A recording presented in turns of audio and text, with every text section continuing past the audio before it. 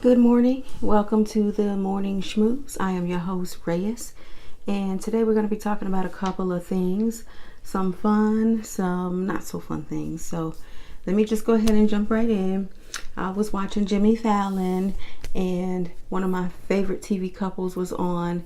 I don't know if you guys know them. I think everybody knows them actually, but they're Chip and Joanna Gaines from Fixer Upper on HGTV. They appeared on The Tonight Show with Jimmy Fallon, and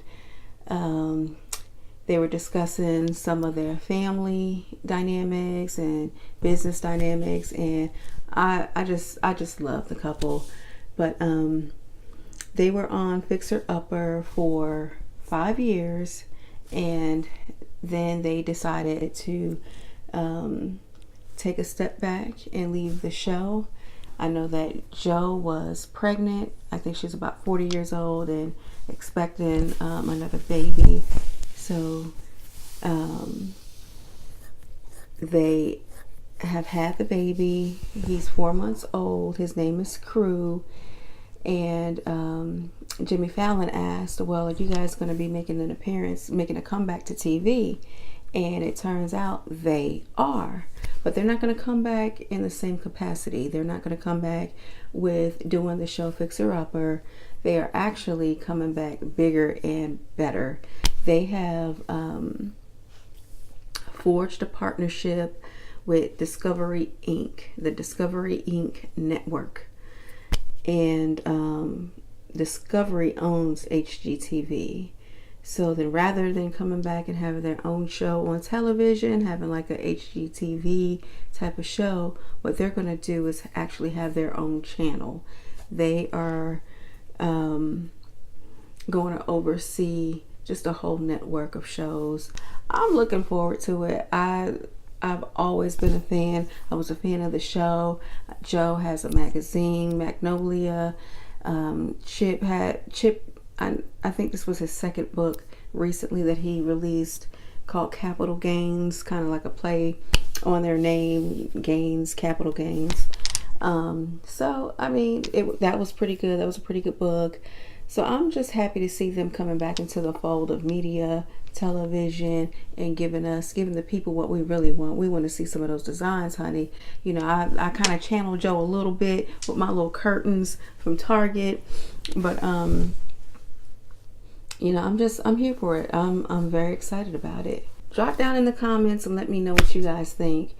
You know, should they come back? Should they stay away? Did you watch Fixer Upper at all? Did you enjoy them? Just let me know what you guys think about Chip and Jo coming back to television. The one thing I was looking forward to talking about today was Senator Cindy Hind-Smith. Cindy Hind-Smith is a senator serving in Mississippi. Now, just to give you a little bit of background, about Cindy Hind-Smith, she was appointed senator in place of another senator that had to retire. His name was Thad Cochran. Due to illness, he had to leave midterm or at the beginning of the term. So Cindy Hind-Smith was appointed to take his place. Now there is a race, a runoff being done. They're campaigning to see if she's going to continue for the rest of that term, or if somebody else can beat her. She's running against a black man. Last name Epsy. I forgot his first name, but it's Epsy something Epsy. Well, on the campaign trail on Sunday, Cindy Hind-Smith was speaking to a small crowd. It looked like a very small crowd, and some rancher farmer was standing with her, and he was just kind of singing her praises, just singing her praises. And then he invited her to come and speak to his group, and just having received all that praise, she was just so enamored. She blurts out, "I love this guy." She was like, "Yeah, I'll take you up on that speaking engagement." In fact, what'd she say? She said, "If he invited me to a public hanging, I'd be on the front row."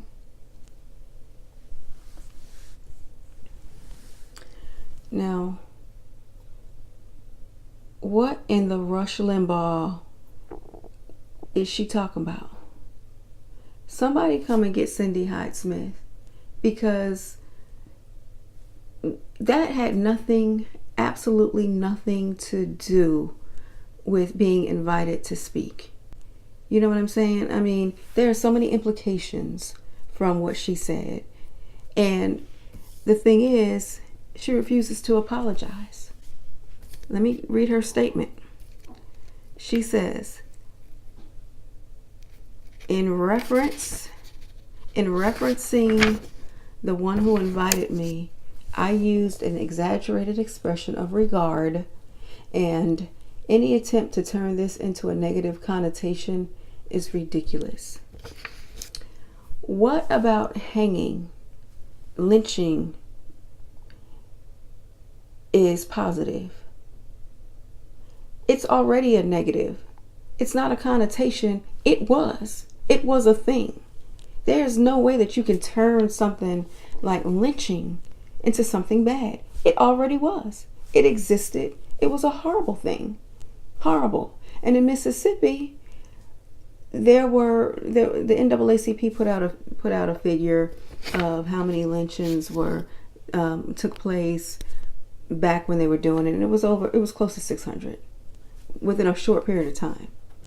So, she's running against this black man. She makes reference to lynching. People are saying she's racist. I'll tell you what, she knows better. This is an old woman. She's got to be in her 70s. She knows better. She was around when people were being lynched. And the implications of her statement are this. Would the guy you were standing there talking to invite you to a lynching? Would you go? Sounds like you would go. Sounds like you know and he knows about the next upcoming one. What is there, a list of them? Why would you just think to say, shoot, he can invite me to a hanging, to a lynching, and I'll be there on the front row? What about that is kosher? And speaking of kosher, if she had said he can invite me to a viewing of Jews getting thrown in an incinerator, and I'd be there front and center, that whole Jewish community would hang her. She'd be gone. She'd be out. She'd be done. You know what I'm saying? But it seems like when people say things that are derogatory to make a point or just to exercise their right to free speech, it seems like it's always a dig at blacks, at black Americans, at African Americans. It's always something really offensive toward black people. And it's old. It's stale. I'm over it. And one thing to note is that this woman, up until 2010, was a Democratic senator. In 2010, she switched parties. So for all you people who are talking about Republicans are racist, this one was a Democrat. And she's old enough to be kind of stuck in her ways. So I don't think in 2010 she changed her ideals, and philosophies. This woman was who she was in 2010 as a Democrat. So while people are saying that Republicans are racist, check with some of those liberal Democrats too, because you just never know who's a racist. You never know. So with that, I want to close with something good. I want to always try and close out my morning schmooze with something really positive. So I found a scripture that kind of goes with the senator story, and it's Proverbs 21:23, and it says, "Those who guard their mouths and their tongues keep themselves from calamity." And it's just, calamity is something disastrous, something, a disaster that happens sort of all of a sudden. And I wouldn't be surprised if this senator all of a sudden loses the race, has a hard time finding a different position.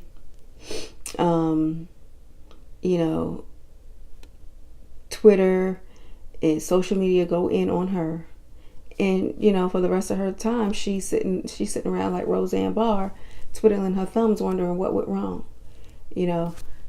Apologizing later. My thing is, you don't have to say that. You can feel however you want to feel, but you don't have to go publicly and say this stuff. It's almost like people don't care who they're offending. People don't care about ramifications and repercussions.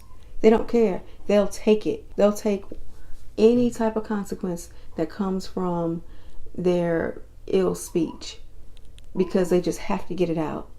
And it's sad. It's sad that you can't control what you say. That should be the easiest thing, especially at her age. That should be the easiest thing to do, is control what comes out of your mouth. You have responsibilities to the people of your state. You can't walk around speaking disparagingly and besmirching people and implying that you'd go to a lynching, a hanging. What about that is right? So as we go on with our day, just keep that scripture in mind. Keep it in mind with those whom you may come in contact with. Just because you can say it doesn't mean that you should. Well, that's it for today, folks. So be sure to check me out tomorrow morning, 7 a.m. Central Standard Time, where we talk about all kinds of things. And I may not always agree, but I'm always Reyes. Thanks for watching.